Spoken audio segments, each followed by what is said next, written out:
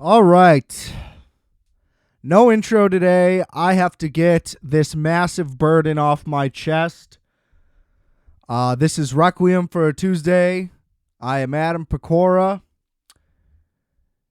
recording here on 9/11, and the Chicago Bears 9/11'd my heart last night. The range of emotions is honestly like unfathomable. I feel like I don't even know. Like, I feel like someone close to me has been like harboring a secret. Like, it's like I found out that Justice has been on heroin for years and he's really in the thick of it. And like how do you process that from the beginning? Because it's like, oh, I thought so many different things, but never once did I think this. You know what I mean? It's like, I could keep doing the metaphors over and over and over again. Look, I woke up in morning, not like the morning, AM, but morning with a U. Do the British just spell morning like the morning, like AM with a U? Because they do that with other shit. So then what is the sad morning in England? Think about that. Anyway, yeah, I woke up as if my father died. Like, there was a weight on my chest, and look, I'm reading fucking articles as if I'm Will Smith the morning after the Oscars, like waking up looking for a reaction as if this shit happened to me personally. I invested my entire fucking summer into following this team and like trying to truly be involved and entrenched in the growth to be here from the bottom up, yet again, by the way, from the bottom up, with I'm like about to break down into tears with the hope that all that I was being fed had an ounce of truth to it, that we would see a sliver of growth, that there was any competency to anyone in the entire fucking staff who seemed like they knew what they were doing this whole time, and they've just been playing a long fucking con. This is fucking Nagy again. And look, Pace was a 50-50 guy. It's just he took those huge fucking swings and they were all whiffs every time. I mean, Khalil Mack kind of worked. Whatever. But he could build, you could get 8 wins out of that. And you just kept seeing the potential and it would get squandered. The potential was gone yesterday. What fucking potential did you see in that team yesterday? There was fucking none.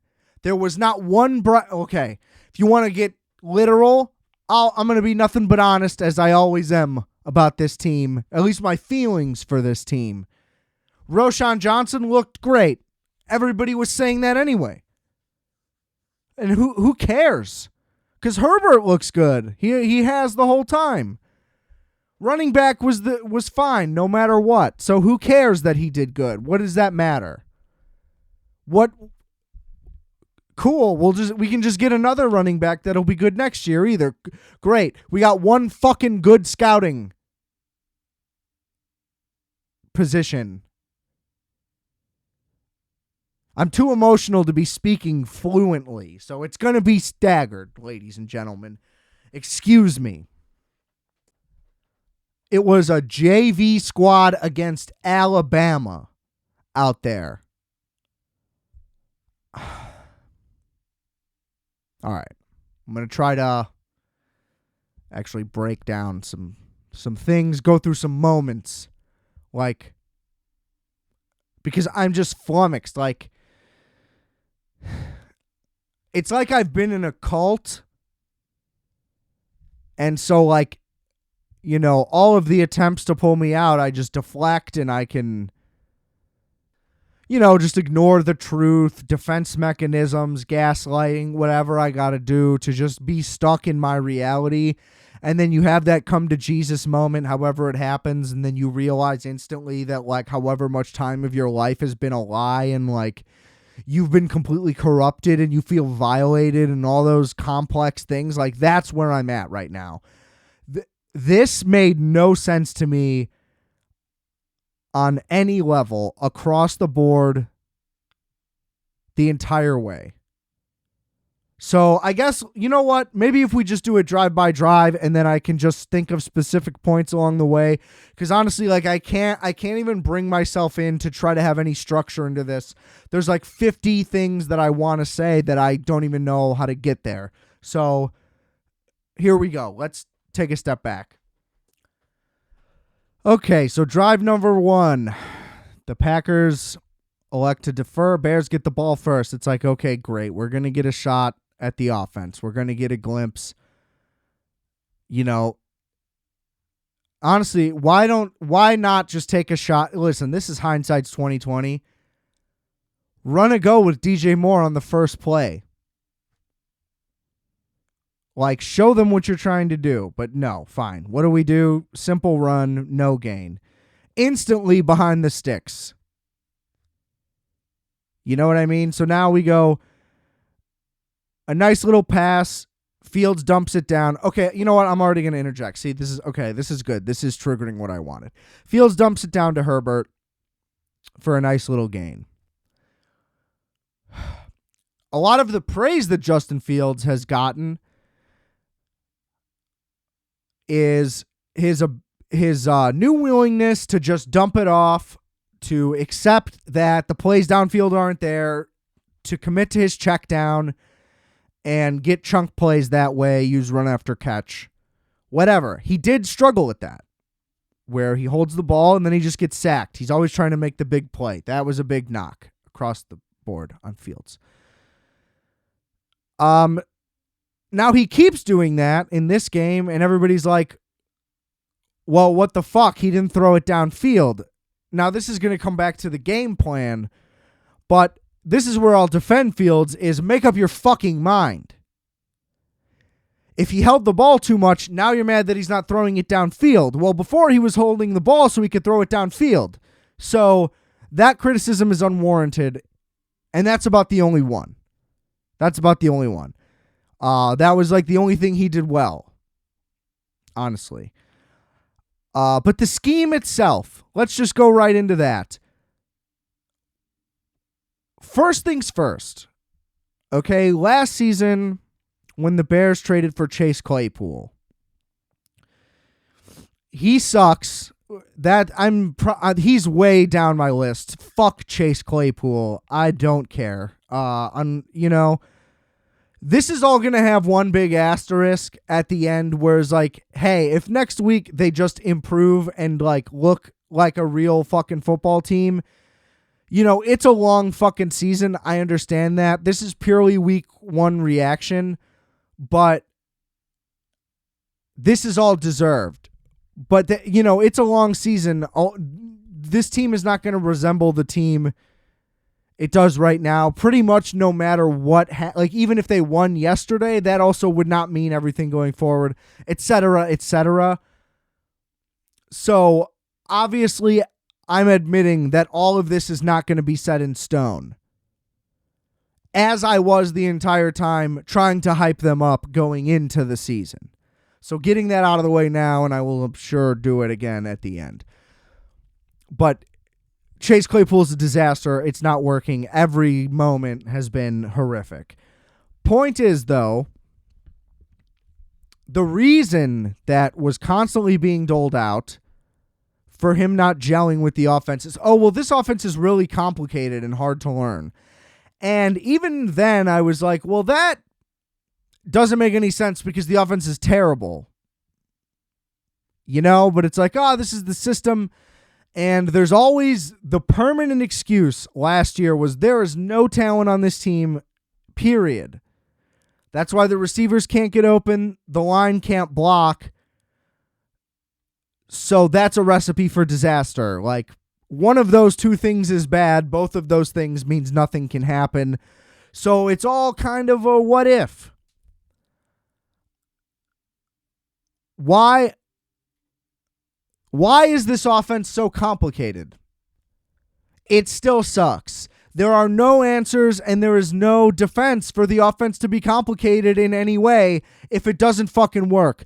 Another example of Nagy 2.0. He was always trying to do all this razzle-dazzle bullshit that didn't do anything. That's what baffles me about it.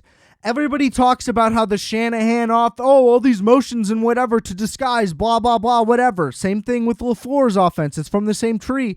Those offenses move the ball down the field, so whatever they're doing serves a purpose within the offense. This guy just sends people left and right all over the field. The defense is not confused about a fucking thing that is happening. So now you're just setting the team up for all of these false starts and whatever else because they're like, wait, what's going on? None of them seem to even have a fucking grasp of what it is. So simplify it, man. Who the fuck are you? I was critical of this hire. Well, critical. I was skeptical of this hire to begin with because, as previously stated, it was LaFleur's system and he was just the OC. So he didn't create anything. And notice how the Packers offense is doing just fine without this guy. I mean, last year, granted, they weren't that great. And that was all the more reason to feed into the Luke Getsy hype. But what was that, man? Oh, we'll send a guy in motion and then we'll throw it to him on a bubble screen. And the defense is right there. Like, you didn't disguise anything. You didn't hide anything. What purpose did it serve?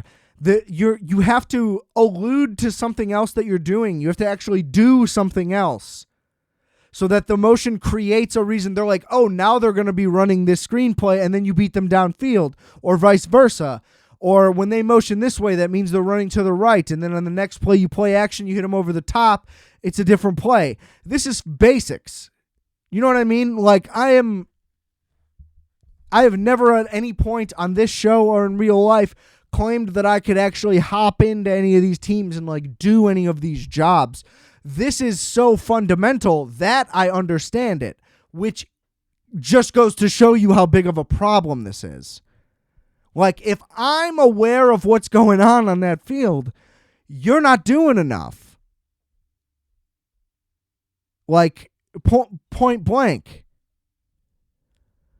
Because you know what I can't do? I can't look at a defense and go, he's the Mike. I don't fucking know how to identify that based on scheme. I don't know how to identify a run play because, oh, well, they have the tight end off the line of scrimmage. That usually means run because I don't know teams' tendencies that well. I can admit to all of that. But when you see the same shit over and over again, I mean, what does that accomplish? And the other thing I have to counter all of the points of, well, that scheme just shows you that they don't have faith in Justin Fields and that he can't get the job done and he can't read or whatever. I don't care. If he can't, then show me that he can't. First read, second read, middle depth target. Show me it. If you literally don't even run the plays, then I can't show what you're lacking the trust in. Show me that he sucks then, and let's move on. Stop doing these gimmicky little bullshit plays to try to like hold on to either the fact that your scheme is great and that you're some offensive genius that you need to prove to everybody, or two, that, you know, you need to have handcuffs on Justin Fields and you're quote unquote protecting him from how bad he is. What is there to protect? It's year 3. The guy can either fucking play or he can't. Turn him loose. Let him throw a bunch of picks. The team fucking sucks and is losing games either way. So let him just go out there and be him. Like, he can either do it or he can't. But let him flourish. Let him try to do what he wants to do.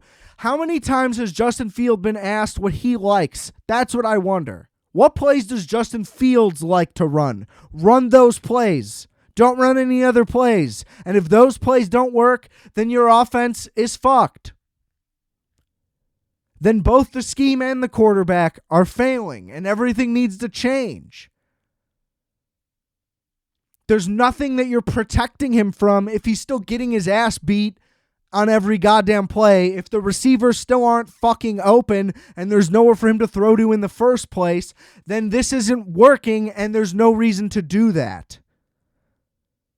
You know, don't be naggy against the Browns and just have him fucking run for his life because you don't have a game plan. That's not what I'm saying. But the game plan can't be protect Justin from himself, quote unquote. That's all just in the media anyway. Nobody's actually saying that. But if that is what they think that they're doing even, stop. Because what did that accomplish yesterday?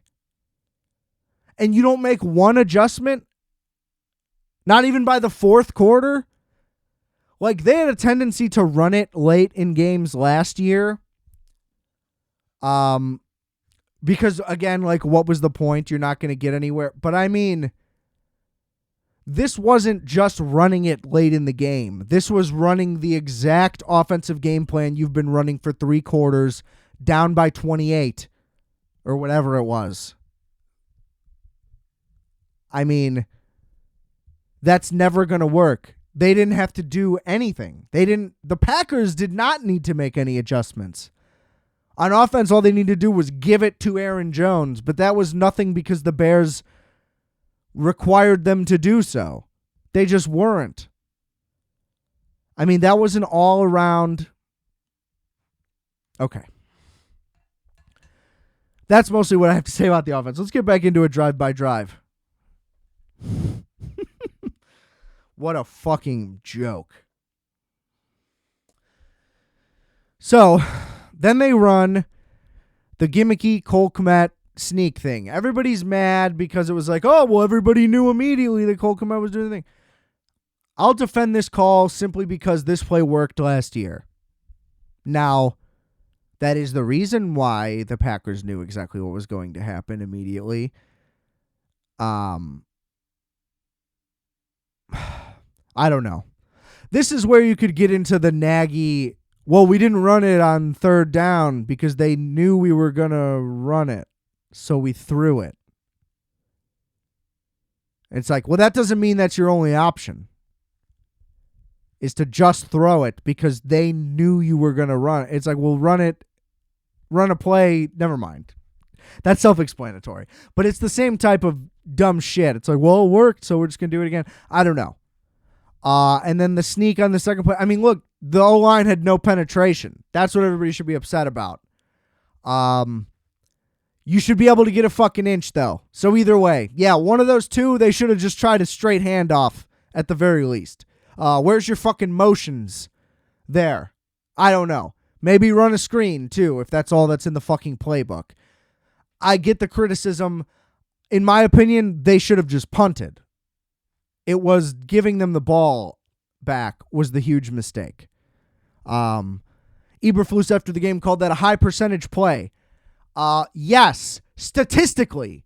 So all that showed me was that he doesn't know what the fuck analytics mean. Yes, 4th and inches is a high percentage play to convert. Your play call is what dictates it being high percentage or not, though. Simply just running a play on 4th and inches does not give you a higher percentage chance of converting it. Pretty basic shit right there, too.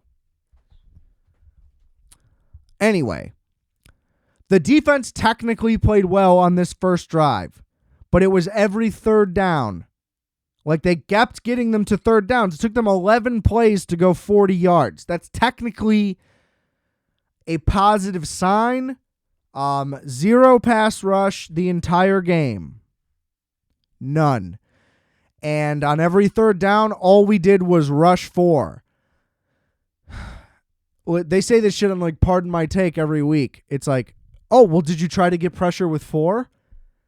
Everyone in the entire NFL, if they could get pressure with 4, would. The Bears know for a fact that their defensive line is bottom third of the league at best, even with all of the upgrades. They were replacement players last year, and now they have some quality guys. But those guys should really be the second best guy in the rotation on teams. You can't rush 4. And if the logic there is, well, they play great against our offensive line, it's like, well, it's because our offensive line's fucking horrible, which you should be able to be realistic about as talent evaluators, as coaches, as GMs. You should know that your guys are not the top 5 in their position in the league, and you should not treat them as such. So, whatever. Every third down, both no pressure up front and completely busted coverage. Mostly by linebackers, which is where we upgraded every position to actually have elite quality starters. And where were they? They weren't even there. Eddie Jackson bounced back last year. He's supposed to be revived in this new offense. He gets burned on basic routes. TJ Edwards was the one who got burned by Aaron Jones on just a fucking slant. I forget what they're called coming out of the backfield. Is that a dig? I don't know. Whatever. He just gets crossed up and ran by. Same with Eddie Jackson. In the end zone, mind you, for Jackson. And then there's no help D on the back end for either of them. Every time, the tight end running just down the field, he was like, yeah, I know what that was. Pretty easy read. It's like, well, why don't your fucking players know what it is then? What? I mean, there's just no excuse. There's literally just no excuse. And one of the things that Eberflus said at the end of the game also, yeah, penalties. As if that was the crutch. Like, yes, there was a lot of bad penalties because of your bad coaching in general. A team can overcome a 2nd and 15. I'm sorry. If this happened with Nagy, too, this would be an excuse for him. Oh, so since you're behind the sticks, that just means it's over? We just have to call it? 2nd and 15. Well, that's the reason. Discipline. Lack of discipline. Well, how about you just get 15 fucking yards like every other team in the NFL has to do? Blame discipline. Yeah, they weren't. First of all, that's your fault. Blame yourself. But, I mean, where's the discipline to fucking execute after that? Why don't you have anything in your play sheet to get 9 yards at any point in time? Why is your goal to get 4.5 yards of play?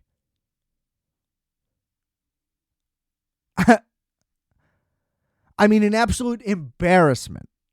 All right. What's next? I mean, fuck Alan Williams, too. That guy's a hack. But, like, the scheme is trash, clearly. It's not working. And it just seems like we have more fucking guys that are relegated to, well, we're just going to keep adding guys till the scheme works. Fuck your scheme, bro. Come on. What have you done? Who the fuck are you? Like, why didn't we just go spend the fucking cap money on whoever? What long-term plan is this? For who? When? Like, next year is the deadline for them to be a contender, not for you to just be getting started. I mean, what does Ryan Poles think he has a 10-year plan to work in here? Anyway, I mean, really, that's kind of the crux of it. After this, Bears go down a decent drive, results in a field goal. More penalty stuff there. Chase Claypool, who was, I mean, beyond useless. They get a 3-and-out from the Packers, go down, kick another field goal, another penalty. Or no, that one was the sack. Right, we were at the goal line and tried to do a PA rollout. Unblocked guy. The amount of times the Bears snap the ball and just don't block somebody. It's like the level at which the Bears fail to operate over the course of like a 20-year period makes no sense because the regimes keep changing and the players keep changing. But how is it all still exactly the same? It doesn't make any sense on both offense and defense. It's exactly the same. I just genuinely don't understand it. I saw somebody mention that it was because ownership has changed or hasn't changed, that they keep hiring the same type of people, so they keep getting the same kind of results. That's the only logical statement that I can even imagine, but that just doesn't make sense to me. Still, just no matter what. Because Poles has a completely different methodology than Pace did, but the team is fielded exactly the same fucking way. They don't attempt a normal offense. They can't try a normal offense. Like, look, Bryce Young did not play well for the Panthers. They have the Bears offense from last year. He still made regular throws with, like, attempted at least. Like, I don't get it. And that's a bad example, too. I didn't watch most of their game. Whatever. Look at Anthony. Anthony Richardson had 240 yards passing. Are the Colts good in any way? No. Like, come on. Play an NFL game. Like an NFL team.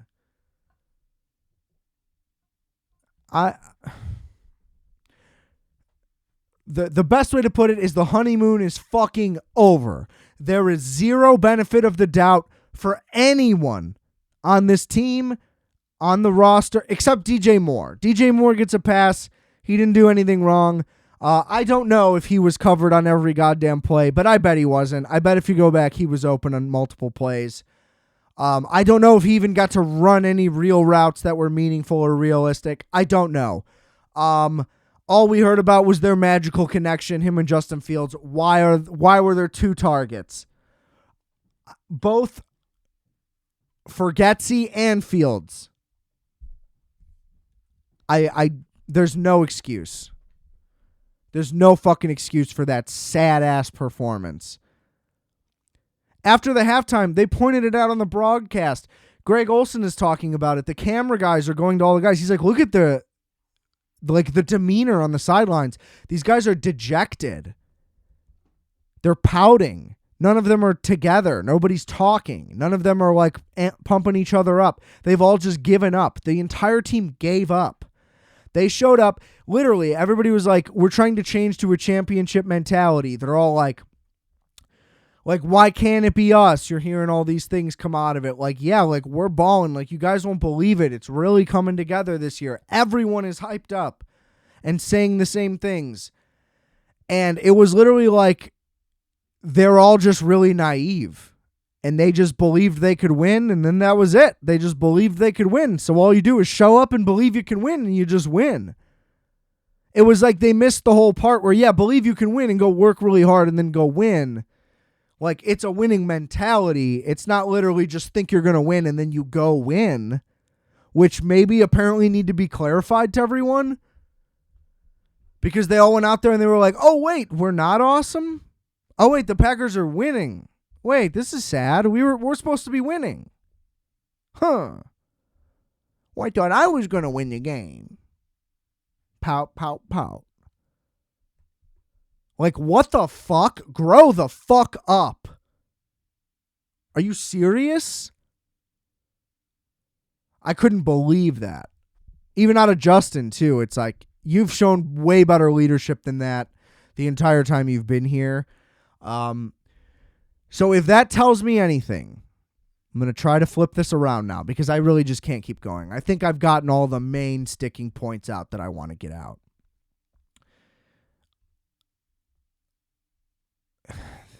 The light that I can see come out of this is, look, everybody was all gassed up for all the wrong reasons. They take a lot out of this, and they learn all the things that they did wrong, meaning just the players in prep. And they correct, and this week they go hard and they do better. I'm worried about Tampa's D either way. That offensive line is horrible. The offensive line coach is clearly horrible. The blocking scheme doesn't work. It works for running. That's it. So obviously that's just going to be a nightmare. And guess what? Todd Bowles blitzes like a defensive coordinator should. Look, it's 3rd and long, and 3 times in a row, you rushed 4 and the secondary got gashed, which is supposed to be great. Why the next time would you just do it again, and then again, and then again, and then again? Just blitz. And if the blitz doesn't work, who fucking cares? Because your coverage doesn't work anyway. Like, try something. Okay.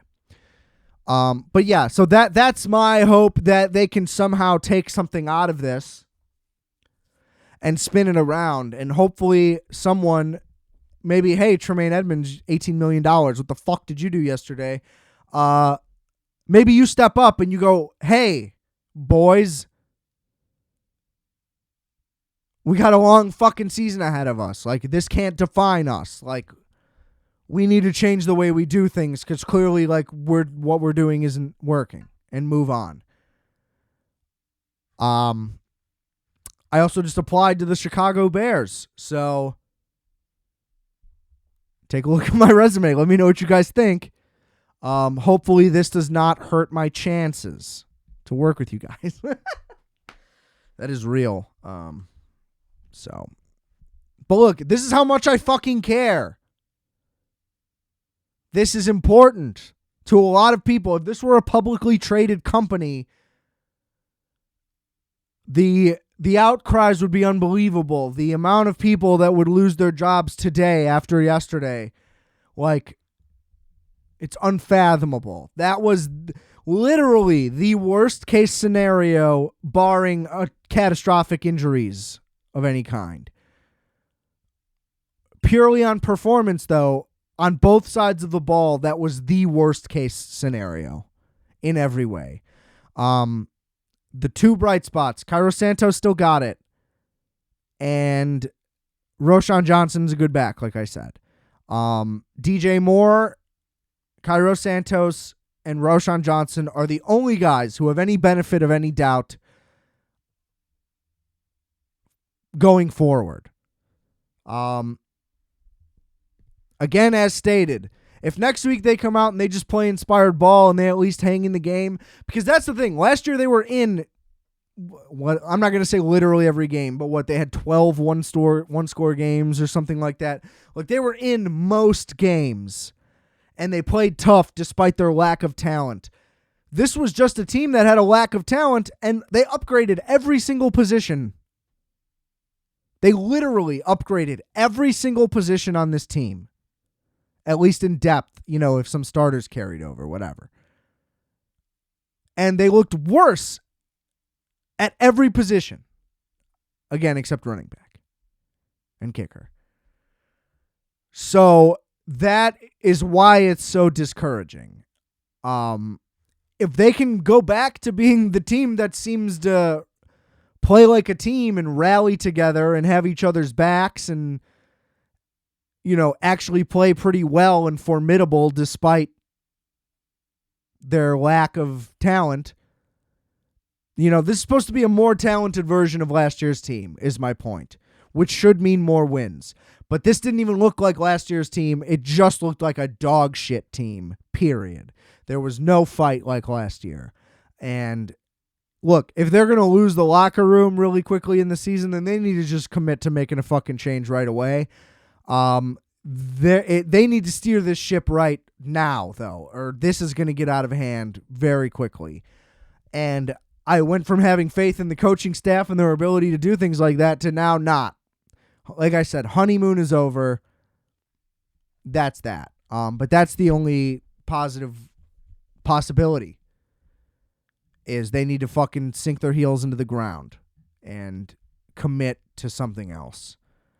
It could not have gone worse. Just could not have gone worse.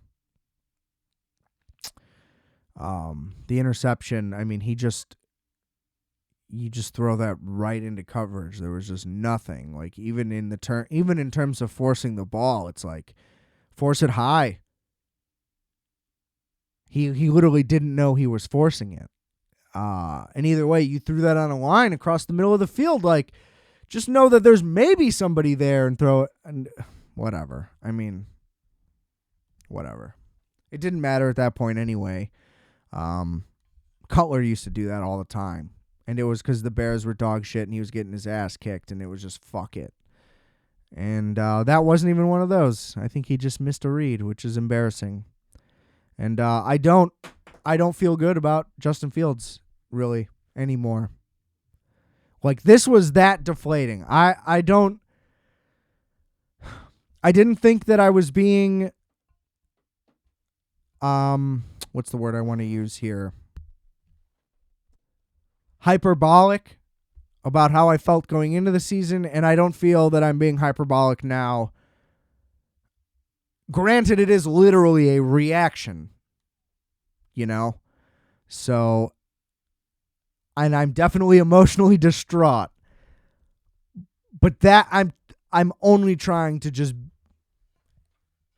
be as directly communicative as possible about just how disappointing and horrible that was. The fact that it's the Packers, the fact that it's Jordan Love in his first real start, he didn't even have to try, man. I mean, imagine you fumble a snap and turn around and there's just a dude wide open all the way downfield. You know what happens when Justin Fields fumbles a snap? Somebody's there to blast their shoulder into his neck. Guaranteed. Every time. That's what happens when he just catches a snap. There's just already somebody there. It is ungodly. So, and like, why were none of those screens to receivers? A million questions. Chase Claypool didn't block on that one play. He just gave up. They showed it.